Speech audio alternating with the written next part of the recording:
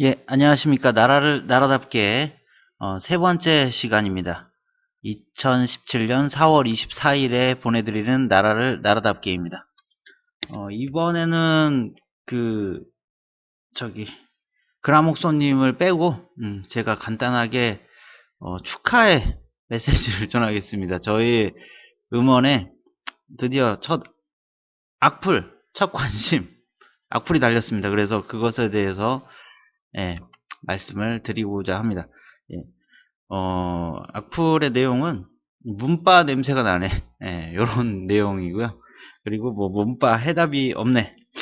요런 관심과 비판을 해주셨습니다. 그래서 감사드리고요. 뭐 문파라고 하시니까 제가 봤을 때는 제가 문파라고 생각해 본 적은 없는데 예, 문파라고 뭐 하시니까 문파일 수도 있겠죠. 그래서 일단은 어떤 관심이든 예, 저희 이 음원을 들으셨다는 걸로 제가 이해를 하고 안 듣고 쓰셨는지 뭐 듣고 쓰셨는지 모르겠지만 예, 들으셨다고 생각을 하고 그런 관심 예, 감사드립니다. 이재명 시장의 지지자 분께서 써주신 것 같습니다. 그리고 저도 물론 이재명 시장의 지지자고요. 지금은 대선을 맞아서 문재인 후보 지지를 하는 그런 일개 시민입니다.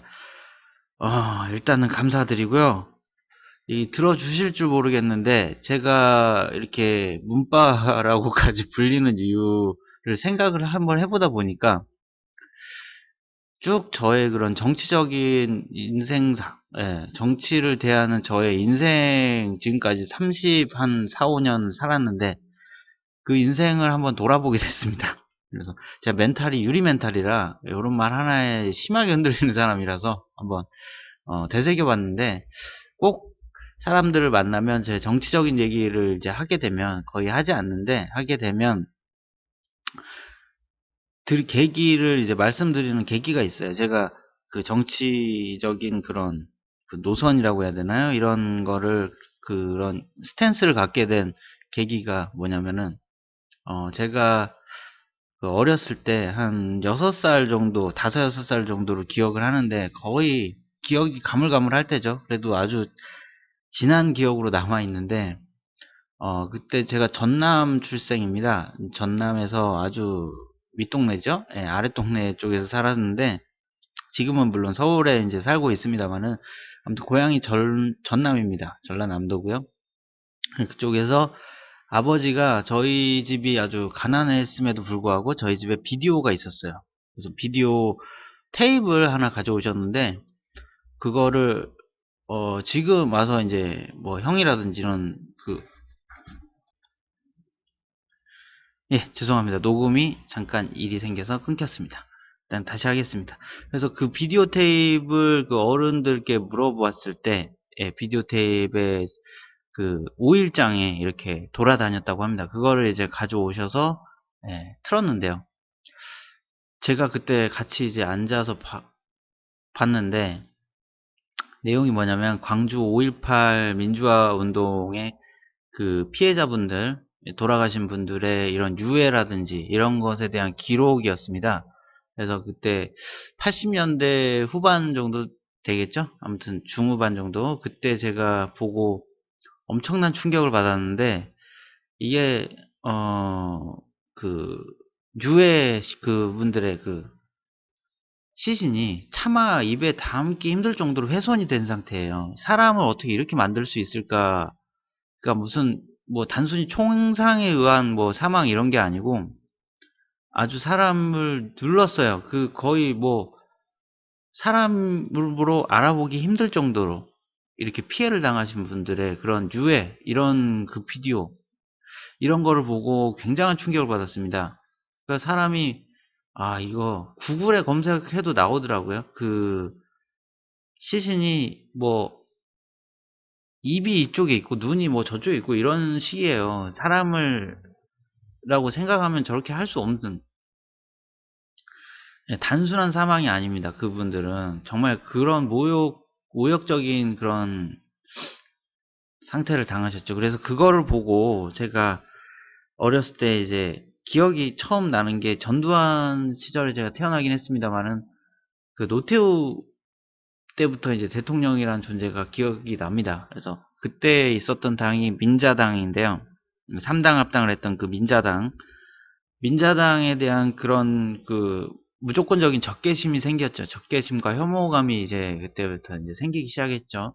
물론 민정당의 후신이니까 이제 그런 생각을 했던 거고요. 그리고 뭐 신한국당, 한나라당 이런 그쪽 우리 그 자칭 보수라고 하는 그 보수 세력이라는 그 세력을 보수로 인정하지 않고 이제 그렇게 혐오를 가지고 있었습니다. 그런 어렸을 때 이제 그런 기억이 있었고요. 그 다음에 뭐 그렇다고 해서 뭐 정치적으로 어렸을 때부터 무슨 그런 걸 가지고 있던 건 아니었고 또 제가 이제 그 전남에서 살았던 사람이기 때문에 그런 거를 접할 수 있어서 이런 생각을 가질 수 있었던 것 같습니다.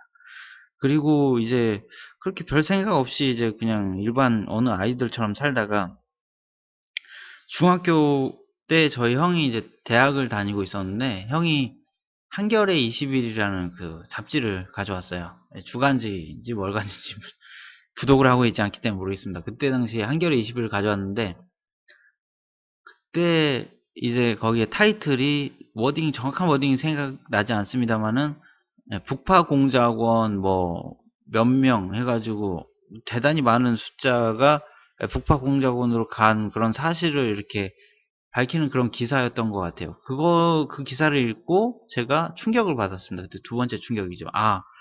저는 그 전까지만 해도 우리나라가 북에 간첩을 보낸다는 거를 간첩을 보냈다는 거를, 그러니까 간첩이 아니라 공작원을 보냈다는 거를 상상을 하지 않았거든요. 북한의 놈들만 우리한테 간첩 보내서 뭐 이런 나쁜 놈들이다라는 생각이 있었는데 그때 이제 모든 생각을 이렇게도 될 수 있구나. 그러니까 모든 거를 스스로 생각할 수 있게 이제 된 것 같습니다. 그래서 그때부터 뭐 그렇다고 해서 뭐 그때도 별 생각이 없었고 뭐 그저 그런 애였는데 지금도 뭐 그저 그런 사람이고요. 그래서 일단은 그렇게 있다가 이제 김대중 대통령님이 제가 고등학교 때 북으로 올라가시고 그래서 거기서 남북 정상회담을 하고 그때 또 느꼈던 거는 저 사람들도 웃을 수 있는 사람들이구나. 뭔가 선입견을 되게 버릴 수 있는 그런 시간이었고 그리고 남북 뭐 화해 모드가 되고 하면서 통일도 될 수 있겠다라는 생각을 했었고요. 그때 당시 기사 그 TV 뉴스에 사실상 연방제 통일 합의 뭐 이런 게 나왔기 때문에 전 바로 통일이 되는 줄 알았어요. 순진한 생각에 이제 그런 생각을 했었던 기억이 생각나고요. 뭐 이런 얘기를 왜 하냐고 이제 들으실 분들도 있겠지만 뭐 이런 이유들이 지금 문재인 후보를 지지하는 이유 중에 하나 그런 과정에 있지 않았나라는 생각을 해서 그리고 그때까지만 해도 사실 별 정치적으로 관심은 없었고 저도 지역주의에 입각을 해서 그냥 그렇게 노선을 했던 것 같아요. 그리고 노무현 대통령 시절에도 저는 군대를 갔다 왔었고 이제 별 관심이 없었죠. 그때 그리고 그래도 시위는 많이 나갔습니다. 노무현 대통령 시절에도 시위는 많이 나갔었고 이제 대학을 다니다가 뭐 군대를 갔다 오고 뭐 그러면서 이제 회사에 들어가고 했는데 그때 노무현 대통령 시절에 그 노빠 뭐 친문 뭐 이렇게 얘기를 하는데 저는 노빠는 아닙니다. 노무현 대통령을 제일 좋아하는 대통령이긴 하지만 그분이 이제 대통령 시절에 했던 그 정책 중에서 한미 FTA라든지 뭐 이라크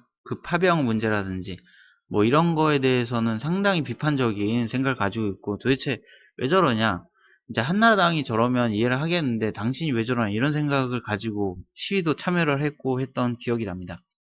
그래도 그 사람이 그 진정성은 제가 의심을 하지 않아요. 그 사람이 뭔가 좋은 의도를 가지고 했다는 거는 굳게 믿어주기 때문에 하지만 그래도 토론은 해줬잖아요. 그 사람은. 그래서 예를 들자면 이라크 파병은 명분 없는 전쟁에 우리가 들러리가 돼주는 그런 침략전의 그런 들러리로 한다는 건 도저히 납득을 할 수 없었고 뭐 여러 가지 현실적인 이유들이야 있겠습니다만 그리고 또 한미 FTA 같은 경우에는 제가 농부의 아들이기 때문에 저희 아버지가 농사를 지으신 분이기 때문에 그 농산물 같은 경우는 저 다른 거는 잘 모르겠습니다만 농산물 같은 경우는 그렇게 자유 경쟁으로 맡기면 안 되는 그런 직종이라고 저는 생각을 합니다. 국가에서 최소한의 보호를 해줘야 되는 직종이라고 생각하기 때문에 식량 안보가 정말 대단히 원초적이고 기본적인 그런 거라고 생각을 하기 때문에 아무튼 그런 비판적인 입장을 견지했었는데 이명박 대통령이 들어오고 나서 정말 돌아버리겠더라고요. 잠을 잘 못 잘 정도로 이명박 대통령을 싫어했습니다. 어떻게 저런 사람이 될 수가 있을까라는 생각을 가질 정도로 너무 싫었는데 그 시위를 똑같이 나갔는데 그때 이제 회사원이었죠. 회사원으로서 이제 시위를 참여를 하는데 너무 다른 거예요. 예전에 노무현 대통령 시절하고. 그러니까 저는 이거는 업적 하나는 충분히 인정을 합니다. 노무현 대통령 시절에 그 정말 민주주의가 꽃을 피웠다. 이런 참여 민주주의가 꽃을 피운 시기라고 하는 거에는 솔직히 대부분의 분들이 동의를 하실 거라고 생각을 해요. 근데 또 다른 생각을 가지신 분들도 있겠죠. 아까 처음에 제가 말씀드렸던 그 저기 5.18 피해자분들, 이 우리나라 군대가 이런 만행을 저지른 거에 대해서 그렇기 때문에 저 당을 그 세력의 후신인 저 당을 지지할 수 없다고 얘기를 할 때 모두가 저의 말에 동의를 해줄 거라고 당연히 그렇게 생각을 했습니다. 하지만 그런 사람이 많지 않더라고요. 서울에서. 예, 많지 않아요. 제 말을 저는 그냥 극렬주의자 정도로밖에 치부되지 않아서 예, 그때부터는 이제 정치적인 얘기를 이렇게 막 하지 않습니다. 이렇게 정치적인 얘기를 하면 이렇게 댓글이 올라온 댓글도 뭐 문빠 그래 문빠 잘났다 너 요즘에 뭐 문슬람이라는 말도 있더라고요. 문슬람. 전 문재인 저 후보를 뭐 추종하거나 하는 사람은 아닙니다. 하지만 현실적으로 누구를 지지해야 하는가 그게 가장 어떤 후보를 지지하는 게 가장 정의에 부합하는 일인가를 생각해 봤을 때 저는 문재인 후보라고 생각을 하기 때문에 지지를 하는 것이고 물론 대통령 후보 경선 때 저는 이재명 후보를 지지했습니다. 이렇게 그 이명박 씨가 아주 그냥 제 생각에는 개판을 쳤고 그다음에 박근혜 씨 때는 그렇게 화는 나지 않았어요. 이제 모든 걸 포기했었기 때문에 저 사람이 잘할 거라고 생각을 전혀 기대를 하지 않았기 때문에 별로 기분도 나쁘지 않았고 거의 언론을 이제 보지 않고 그냥 했었는데 너무 화가 났죠. 세월호 사건이라든지 국정교과서라든지 메르스라든지 이런 걸 볼 때 국가가 없는 무정부 상태가 아닌가라는 생각을 할 정도로 정말 총체적 난국이라고 생각을 했거든요. 근데 저는 그 화를 내기보다는 그래 저럴 줄 알았는데 찍어준 사람들이 진짜 너무 무책임한 사람들이다라고 이제 생각을 했었죠. 근데 이 난국을 극복할 수 있는 상황은 누가 칼잡이가 한 명 나와서 모조리 정리를 해줬으면 좋겠는데 그게 저는 이재명이라고 생각을 했습니다. 제일 날카로운 칼이라고 생각했어요. 제가 재미삼아서 하는 표현인데 이재명 시장은 나한테 잘해주는 나쁜 형이다. 저는 이렇게 항상 얘기를 하는데 형 제가 나 때렸어 이렇게 이르면은 착한 형들은 그래? 그럼 가서 사이좋게 다시 한번 하고 화해하고 해봐 그리고 착하게 뭐 이렇게 하잖아요. 근데 나쁜 형은 그래? 어딨어 해서 데려가지고 뒤지게 패주잖아요. 그러니까 그런 저한테는 그런 나한테 엄청 잘해주는 나쁜 형의 느낌이었어요. 그래서 지금 시대는 그런 사람이 필요하다라고 생각을 했었고 그래서 지지를 했었는데 졌잖아요. 이제 졌는데 그래도 저는 상당한 성과를 올렸다고 생각합니다. 이재명 시장이. 그래서 어, 나중에 훗날을 도모할 수 있게 됐다 이렇게 저는 판단을 하고 있는데 그러면 이제 당장 5년을 맡을 대통령을 뽑아야 되는데 손 놓고 있어야 되냐. 그래서 저랑 이제 생각이 틀린 분들 아니고 생각이 다른 분들인데 지금 유튜브에 이렇게 업로드 하시고 하시는 분들 중에서 너무 극단적으로 이렇게 문재인을 비난한다든지 뭐 이렇게 하시는 분들이 계세요. 근데 그분들이 화가 나서 하는 건 당연히 이해를 하고, 뭐 제가 이해를 하고 말고 할 필요도 없죠. 그분들의 자유고 하실 수 있는 그런 건데, 그 다른 사람들이 이재명 후보를 지금 지지하지 않는 분들이 바라봤을 때는 뭔가 좀 이상한 그런 모습으로 보여질 수가 있습니다. 예. 그거는 저는 이재명 시장의 정치적인 앞날에 별 도움이 되지 않는 모습이라고 저는 개인적으로 생각하는데, 뭐 다른 생각을 하시는 분들이 있겠죠. 그래서 그렇게 생각을 하고, 그래서 그러면 지금 이재명을 대통령으로 만들 수 없는데 누구를 뽑아야 할 것인가를 생각했을 때, 뭐 명분으로만 따지면 심상정 후보도 괜찮고 아주 좋은 후보죠. 제가 원래 지금 어 4년 전 대통령 선거 때 제가 그때 민주통합당에 가입을 하면서, 당원 가입을 하면서 그때 정책 대의원까지 했었습니다만은, 그 이후로 새정치민주연합이 되면서 탈당을 하려고 했어요. 원래 제가 국민참여당에 가려고 했었던 사람인데 탈당을 했는데 탈당이 안 됐더라고요. 안 되고 그냥 당원으로 됐더라고요. 그래서 그냥 기다리고 있어. 그냥 그래, 그 당비 몇천 원 되는 거 가져가라. 당비가 확 줄면서 그냥 당원이 됐더라고요. 대의원이었는데 희한하게 저는 탈당을 해달라고 그랬는데, 아무튼 하자고 했는데 이번에는 이제 이상한 사람들이 다 나간 거, 아니 다는 아닌데 많이 나갔고, 당이 예전에 비했을 때 노무현 대통령 시절에 그 민주당, 새천년 민주당에 비하면 훨씬 더 합리적이고 뭔가 진보적인, 지금 저는 진보주의자도 아닙니다. 네, 제 생각에는 여러분들이 어떻게 판단할지 모르겠지만 아무튼 그런 생각을 하고 이제 남아 있었는데, 이번에 그래도 제가 아이가 있는데 제 아들에게 뭔가 정의로운 나라를 보여주고 싶어서 이번에 촛불 집회에도 참석을 했었고, 지금 이것도 하는데 최선이 아니면 차선이라도 선택을 해야 되지 않겠습니까? 네. 뭐 혹자들은 뭐 안철수가 되든 문재인이 되든 정권 교체 아니냐라고 얘기하지만, 제가 봤을 때는 그렇지 않아서 그런 이런 걸 하는 것이고, 그래서 문재인 후보가 뭐 무조건 그분을 추정하거나 그런 거 아닙니다. 그분의 좀 애매한 모습 이런 것들이 상당히 우려가 되는 부분도 있긴 있어요. 하지만은 타 후보들과 비교해 봤을 때 심상정 후보보다 대통령이 될 가능성이 훨씬 높잖아요. 예. 솔직히 사표라는 게 어딨냐고 하지만 저는 사표라는 게 있다고 생각을 하는 사람입니다. 예. 사표가 되든 어쩌든 나는 소신 투표하겠다 하고, 뭐 심상정이라든지 뭐 유승민이라든지 이런 사람들에게 투표를 하는 분들도 그분들의 그 소신이고 멋진 일이죠. 하지만 저는 그렇게 생각하지 않고, 일단은 당장 나라를 개벽을 이룰 수가 없으니까 진보 정당이 뭐 국회에서 무슨 절반 이상을 차지하고 이런 건 솔직히 제 생애에는 가능할까 싶어요. 예, 힘들어졌어요. 제가 봤을 때. 그래서 통일도 힘들어졌죠. 제 생에. 제가 봤을 땐 그렇습니다. 예, 어떻게 될지 모르겠지만.